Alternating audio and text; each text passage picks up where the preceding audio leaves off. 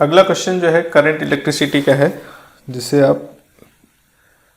आप देखेंगे कि चार्जिंग ऑफ कैपेसिटर पे बेस्ड ये क्वेश्चन है। या आप कह सकते हैं कि कांस्टेंट वोल्टेज सोर्स में अगर कैपेसिटर को कनेक्ट करके रखते हैं तो वो कैसे बिहेव करेगा, इस कॉन्सेप्ट पे बेस्ड ये सवाल है। कह रहा है square loop of resistance 16 Om.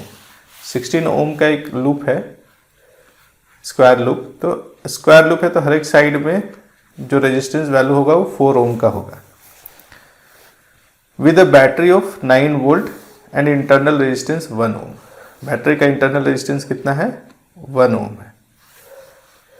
In steady state find energy stored, क्या बताना है? Energy stored in the capacitor of capacity 4 microfarad. Steady state में वो कितना एनर्जी स्टोर करके रखेगा, एज शोन, जैसा कि डायग्राम में दिखाया गया है, दिखाएगा वैसा कनेक्शन है।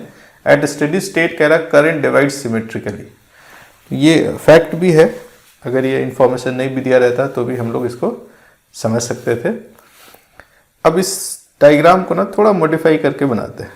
क्या है कि ये जो रेजिस्टेंस वैल्यू है 4 ओम ऊपर, यहाँ 4 जो है 2 भाग में डिवाइडेड है तो 2 ओम, और इसको भी 2 ओम। नीचे वाला पूरा 4 ओम, इधर वाला फर्दर 2 ओम, और ऊपर वाला भी 2 ओम, है ना।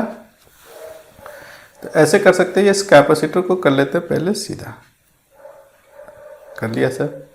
इसके इस तरफ ये 4 और 2 सीरीज में है तो इसको जोड़ देते हैं। ये हो गया टोटल 6 ओम का रजिस्टर। नीचे वाला जो पॉइंट है ना, उससे इस पे इधर वाले पॉइंट को B इधर कह लीजिए, या A और B पॉइंट कह लेते हैं।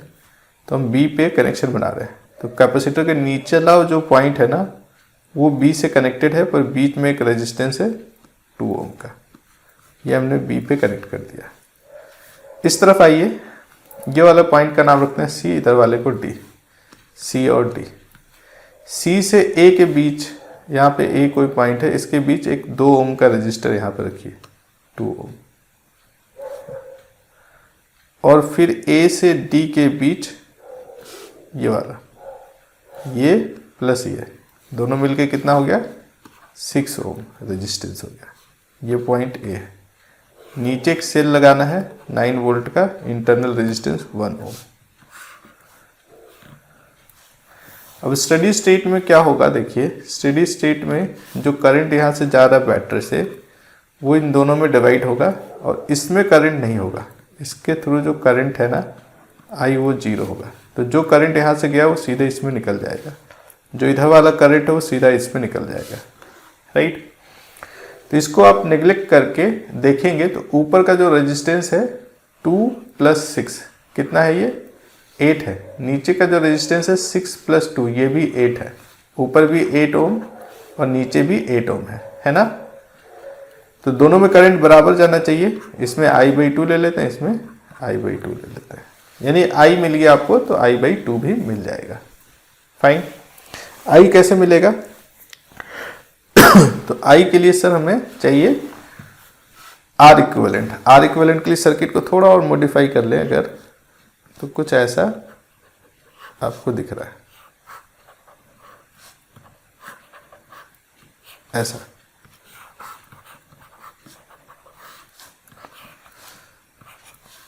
अब इन दोनों को अगर जोड़ा जाए, इन दोनों को जोड़ के देखा जाए, सीरीज में है तो 6 + 2 8 ओम,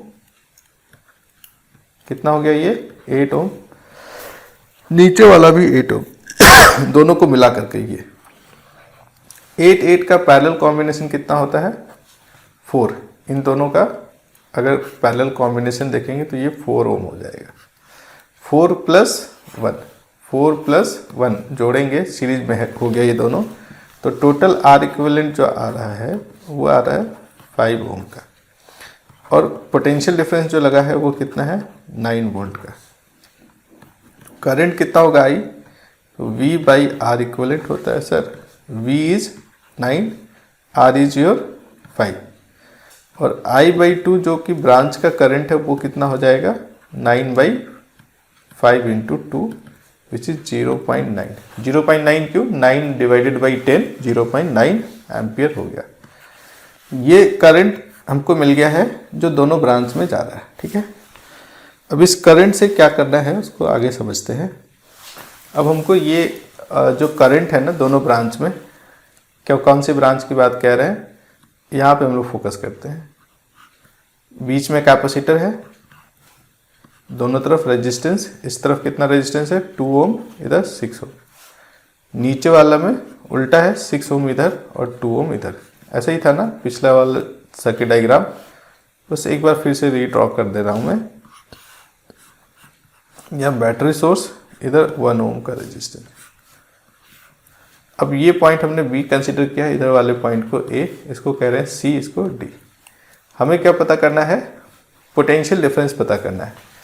क्यों पोटेंशियल डिफरेंस पता कर रहे हैं, क्योंकि जो एनर्जी होता है वो हाफ CV² होता है, राइट ना। तो सी हमारा गिवन है कितना 4 माइक्रोफैराड, बस वी पता करना हमारा मेन ऑब्जेक्टिव है, इसीलिए हम लोगों ने इतना काम किया।